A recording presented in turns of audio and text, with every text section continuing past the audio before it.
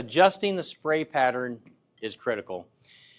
Getting the tips aligned just right is sometimes harder to do. I'll show you a quick trick that makes it easy.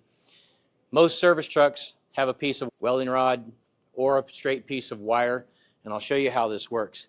If I come down to my tips, I want the spray pattern to be very close but not touch. The tips have a V in them.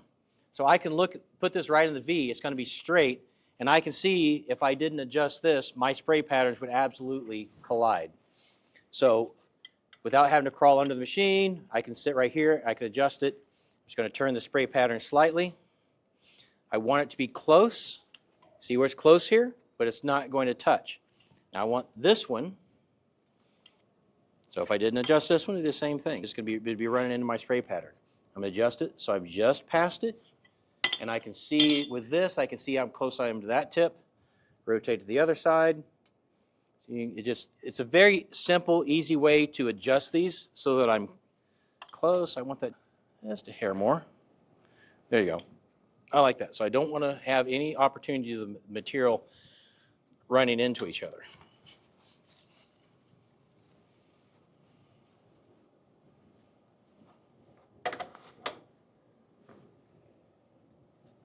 That's gonna lay us a nice spray pattern where the material has good double overlap, but no streaking.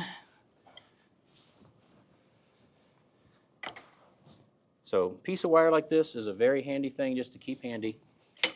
It's a good thing to have, and like I said, welding rod is what I'm using, but just a straight piece of wire just to make it easy on yourself so you can make those adjustments.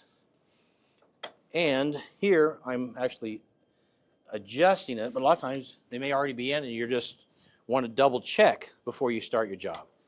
A couple seconds to take your wire, run along there, and make sure that your tips are aligned correctly. Well, that's about right. That one looks pretty darn close. And this one looks pretty close, so let's just check the other side, make sure I don't have, yeah, you know what, I want a little bit sharper angle on that. Right there. And then this one doesn't matter on that side, we're good here.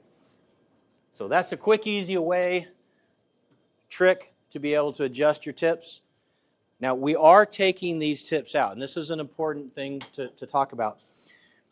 From this ball valve up, we are contained. There's no oxygen, air getting to the material when it's in here.